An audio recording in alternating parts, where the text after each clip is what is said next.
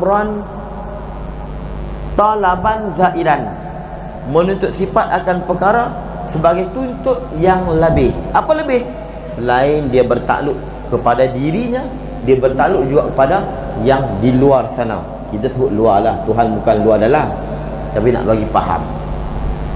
Kalau kita terjemah sifat ni menuntut perkara yang lain daripada zat, maknanya takluk itu terbatas kepada yang di luar sana. Dekat Tuhan tak ada kena mengena dah. Tuhan mendengar tak zat dia? Mendengar, itu takluk. Dia bukan mendengar kita saja, dia mendengar dia dan dia mendengar sifat pendengar dia.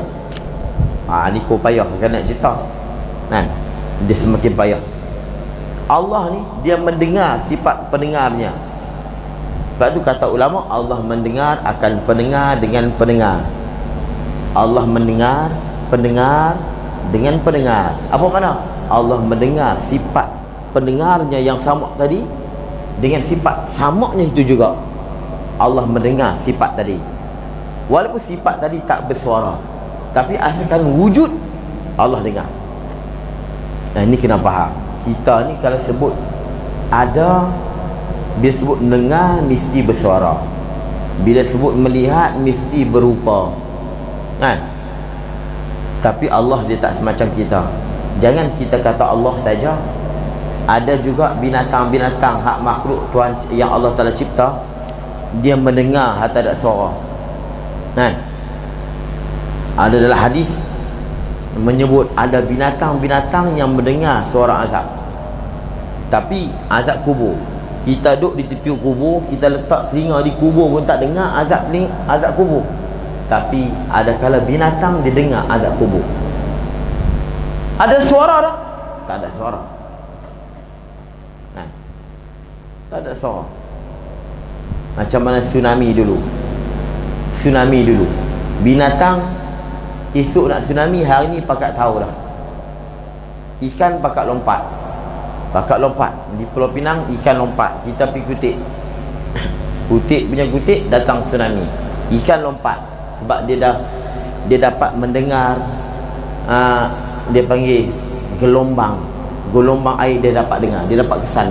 Kita tak dapat kesan. Telinga kita ni punya besar kan? Nak hujan hari ni duk bunyi gedegung, semut tahu semalam lagi dah. Kita tahu mana semut duk angkat barang semalam, dia angkat gula, dia angkat beras. Kita duk hore-hore ni kan? Semut dah tahu. Semut dah tahu dah gelombang suara itu, dia dah dengar. Padahal telinga semut dengan telinga semut kecil. Bahkan semut boleh masuk dalam telinga kita. Semut boleh masuk dalam telinga, tapi semut boleh tahu daripada pagi tadi hujan nak turun. Kita tak tahu. Pagi tadi ada bunyi geregung macam sekarang dah. Semut dah boleh tahu. Tapi kita duduk di bandar ni tak apa nak tahu. Kan duduk di kampung ni tahulah. Saya dulu pernah duduk pondok ni kan, tiang dia tiang kayu. Pagi-pagi kita tengok semut naik angkat barang semua tu, kita tahulah ni nak hujan. Dia naik atas pondok, hangkuk gula semua, beras naik ke atas. Kan? Kita tahulah ni nak hujan. Kita belajar kat semut. Di Thailand semasa nak tsunami, tahu apa jadi? Esok nak tsunami, hari ni gajah lari nak atas bukit. Gajah pakat lari naik atas bukit. Gajah dah dengar gelombang. Dia dengar lagu mana kita tak tahu, tapi suara tak ada. Allah yang mencipta gajah dan semut ni, Allah boleh dengar walaupun benda tak ada. Itu. Kita duduk di kubur, kita letak binatang lari sebab dia dengar azab kubur. Kita letak di telinga di kubur, korek masuk dalam pun tak dengar. Korek dan kubur duduk dalam tu, tak dengar-dengar. Kita jangan duk pelik kenapa ni ustaz dia bercakap Tuhan ni mendengar rupa, melihat suara. Jangan kita duk pelik. Inilah belajar tauhid. Kita nak belajar tauhid ni bagi mantap, bagi kemah. Takluk ni agak boleh faham lah. Kalau boleh faham, alhamdulillah. Sebab tu Tok D ni, tuan kita ni kami panggil Tok D. Dia Syekh Abdul Qadir. Tok D Skam dia panggil. Dia terjemah ni cukup cantik. Dia katakan takluk ni apa dia? Makna takluk ialah menuntut sifat akan satu perkara. Perkara ni makhluk contohnya, akan sebagai menuntut yang suku, yang lebih, yang asing atas adanya sifat tadi pada zat Allah. Apa makna? Kalau kata Tuhan ada sama, sama ada di Tuhan, ada Tuhan. Bila ada di Tuhan, Tuhan mendengar Tuhan. Selain dia mendengar dia mendengar juga yang lain. Ini dia panggil menuntut lebih. Menuntut lebih, bukan menuntut lebih, menuntut sebagai tuntut yang lebih. Selain dia menuntut zatnya untuk mendengar zatnya, dia juga menuntut mendengar makhluk. Sekadar tu saya boleh cerita. Kalau tak faham, habis. Sekadar tu saya boleh cerita. Tapi kalau tak faham pun jangan susah hati. Ini orang yang sampai peringkat orang yang ustaz, baru dia boleh agak-agak boleh faham. Kalau dia boleh faham, tak ustaz boleh faham, kira alhamdulillah. Saya ni banyak orang yang duk main tanya, bila sebut anak murid Haji Roman Gok Payang ni, orang akan main tanya tentang takluk. Talabu sifat amron zaidan, yakni talabu sifat talaban amron talaban zaidan. Tu. Kalau tak faham pun tak apa, jangan susah hati. Habis.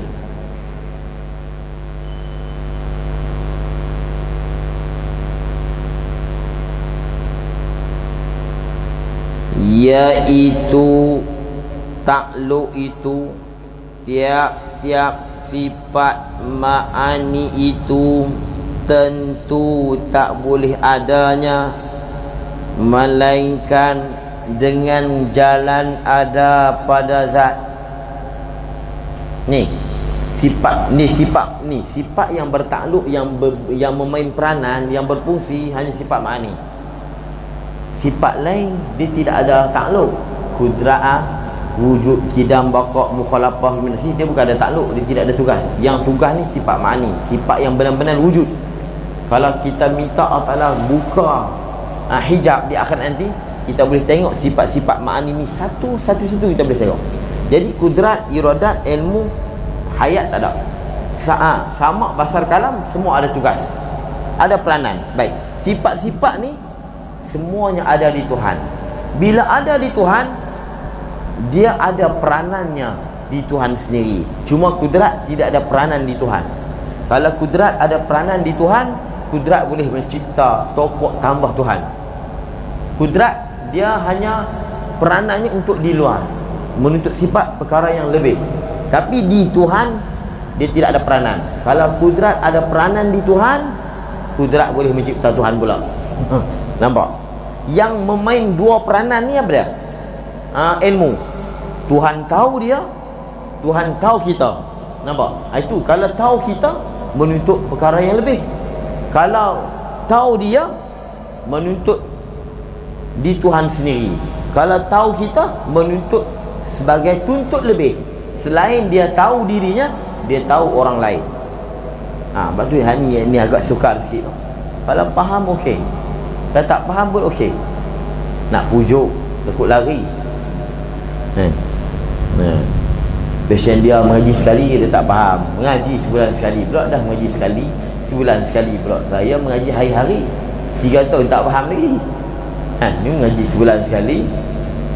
Dah lah sebulan sekali tak mengaji dekat lain pula. Padan pun kalau kita faham sikit-sikit. Boleh lah, okey lah. Tu. Iaitu tiap-tiap sifat ma'ani itu tentu tak boleh adanya melainkan dengan jalan ada pada zat. Dia memang ada pada zat. Maka menuntut ini mana? Hak sifat ma'ani yang duduk dekat Tuhan ni, Tuhan mendengar zat dia, Tuhan melihat zat dia, tidak dinamakan takluk lagi. Maka menuntut ini tidak dinamakan ta'alluq lagi. Maka apabila menuntut pula sekali lagi yang lain daripada itu, yang lain daripada zat Allah, maka itulah yang dinamakan ta'alluq. Begini. Bismillah. setakat duduk dekat zat Tuhan. Bismillahirrahmanirrahim. Satu pengumuman penting kepada pemilik kereta yang parking di hadapan dataran imam yang berada betul-betul berdekatan dengan kemah, sila alihkan kerana ditakuti terkena dan mendatangkan kerusakan pada kereta anda. Perhatian kepada pemilik kereta yang sedang berparking di dataran imam, sila alihkan dengan segera. Dikuatiri kemah yang berada di parking itu akan terbang terkena kereta tuan-tuan. Terima kasih.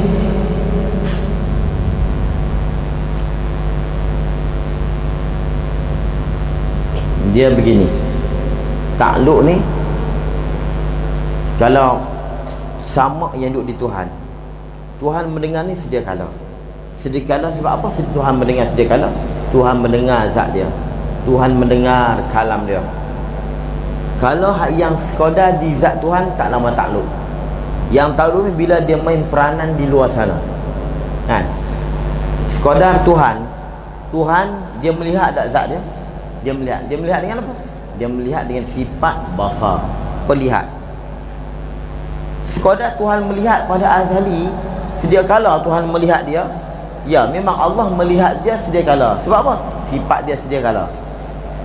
Sekadar itu tak nama takluk. Takluk ni bila Allah melihat dia, lalu Allah mencipta alam, lalu Allah melihat alam. Melihat alam baru dinama takluk, baru dinamakan tugas dan peranan.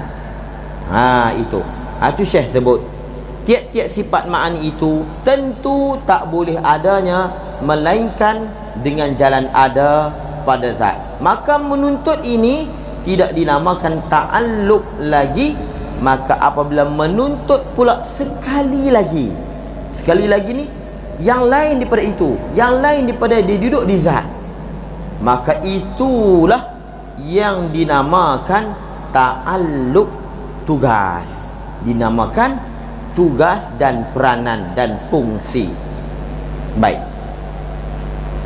jadi bila kita sebut macam ni, kita duk dengar apa? Kita duk dengar kudrat mencipta, sama Tuhan mendengar. Kudrat kan mencipta, Tuhan kan yang mencipta. Dia akan timbul macam tu pula dah. Okey, penjagaan adalah diisnadkan. Isnad ni disandarkan. Diisnad itu Arab, dan disandarkan itu Melayu. Menuntut kepada sifat itu. Apa makna? Kudrat Tuhan yang mencipta, sama Tuhan yang mendengar. Tuhan mendengar dengan sifat sama, Tuhan berkuasa dengan sifat kudrat.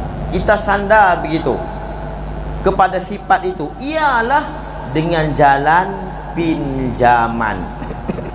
Kita cakap pinjam je, bukan cakap dengan hakikat. Hakikatnya apa? Hakikatnya Allah yang mencipta, Allah yang mendengar. Bukan Tuhan mendengar dengan sama, Allah yang mendengar. Tetapi dia panggil, kita kata kudrat yang mencipta, dia panggil dengan jalan pinjam, dia panggil majaz. Cakap majazi, tuturan jua, pinjaman tuturan jua. Kerana yang sebenarnya menuntut zat, yang bersepakat ia dengan sifat-sifat itu. Bukan sifat yang menuntut, Allah yang menuntut. Bukan kudrat yang mencipta, Allah yang mencipta dengan kudrat. Allah yang mencipta dengan kudrat. Jadi kudrat cipta ke Allah cipta? Allah yang mencipta dengan kudrat. Tapi kita duk sebut contoh kudrat mencipta, dia panggil cakap pinjam. Bila kita sebut cakap pinjam, orang lain tak boleh nak bangkang, nak kritik kita. Dia maknanya dia sebut siap-siap. Ini dia panggil cakap pinjam. Jangan siapa duk pergi pandai-pandai sumpah, ustaz salah, Tuhan kan mencipta, kudrat mencipta. Ini sah, dia ni tak pandai. Bapa, kita semua dah maklum. Kita mengatakan kudrat mencipta, dia panggil cakap pinjam, dia panggil isnad majazi. Contoh mana? Kita selalu duk cakap, kamu kalau demam, kamu sembuh dengan apa? Baik demam, saya makan Panadol, baik. Tu tak cakap majas. Panadol akan bagi baik, Allah bagi baik. Kena balik dia. Kalau nak cakap bila elok. Kan? Kalau kita kata, kamu batuk kau makan apa? Ubat batuk. Cak ibu dah anak. Kalau kau makan ubat tadi, baik batuk tak? Baik. Ubat batuk kau bagi baik, Allah bagi baik. Jangan sebut ubat batuk. Kalau kita nak cakap hakikat, kita cakap majaz. Lepas tu kita duduk di kampung pun, pisau aku tajam. Kamu potong cepatlah, pisau aku tajam. Mari nak asah. Tu semua cakap majaz. Cakap majaz tak salah. Yang penting kita faham. Yang penting kita faham. Hujan turun, alhamdulillah, pokok aku tumbuh. Ambatar rabi' al-bakla, telah menumbuh hujan akan tanaman. Tak salah kalau kita cakap. Kan? Tak salah. Walaupun sebenarnya Allah yang menumbuh dengan sebab hujan. Bukan hujan yang menumbuh, Allah yang menumbuh dengan hujan. Kan? Bila dia jadi majaz, kita tak boleh cakap pula. Kita tak boleh cakap hakikat. Saat ni dia jadi jabariyah. Tahu jabariyah? Ni, dia duduk potong bawang. Tu bukan dia potong, Tuhan potong. Berapa banyak Tuhan? Malam tu banyak Tuhan. Hak potong ubi pun Tuhan, hak potong bawang pun Tuhan. Kalau kita nak cakap hakikat, tak boleh. Kita dibenarkan cakap majaz. Kalau orang yang cuba nak kritik, sahlah dia tak apa nak pandai.